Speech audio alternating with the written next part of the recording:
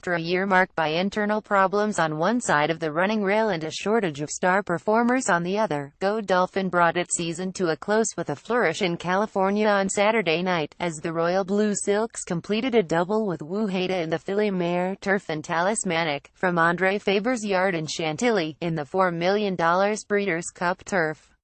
Talismanic stayed on strongly in the straight to overhaul the local favorite Beach Patrol and give Michael Barzalona his first Breeders' Cup victory. Faber, who famously saddled Arkangas to win the Classic at 13:31 in 1993, registered his fifth success at the meeting. Beach Patrol led the field with a furlong to run, but Barzalona brought Talismanic with a strong run to lead halfway down the stretch. Highland Reel, the last year's winner of the race and the strong favorite for a repeat, could only stay on into third. Andre Fabre is a living legend, said Joe Osborne, who replaced John Ferguson as Godolphin's chief executive, following internal strife at the operation earlier this year. He's always regarded this horse very highly and we weren't at all concerned about the fast ground. When Andre Fabre rates their chances, you have to respect that.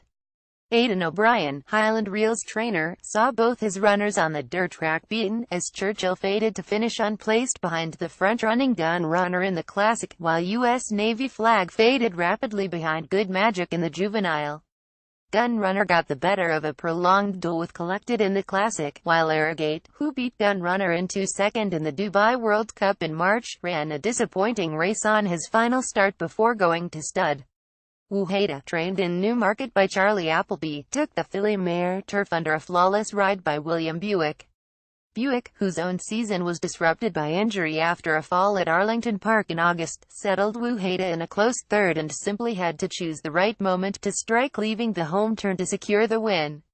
Rhododendron and Ryan Moore, from the Aidan O'Brien stable, set off in vain pursuit down the stretch, having been settled much further back in the field from a wide draw, but could get only to within 3/4 of a length of the winner.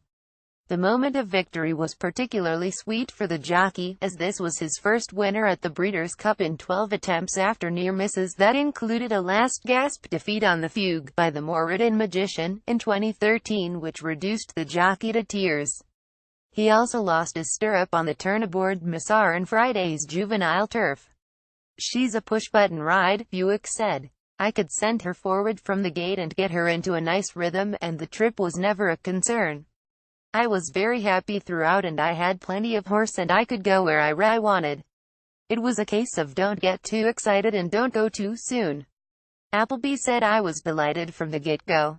The fractions all looked right and William got everything spot on. I'd love to train her as a 4-year-old. For me, she can only get better as she gets older and strengthens into her frame." The Elite Racing Club's bold bid to win the Breeders' Cup Turf Sprint with Marcia ended in disappointment, as Sir Mark Prescott's filly finished out of the frame behind the 311 outsider, Stormy Liberal. Lady Aurelia, who finished a nose behind Marcia in the Nunthorpe Stakes and set off as the odds-on favorite, fared even worse and was one of the last to cross the line. "They went very hard from the gate, which was always on the cards, really," Luke Morris said.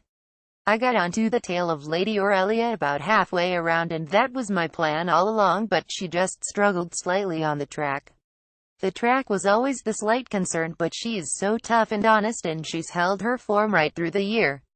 She's been a great servant."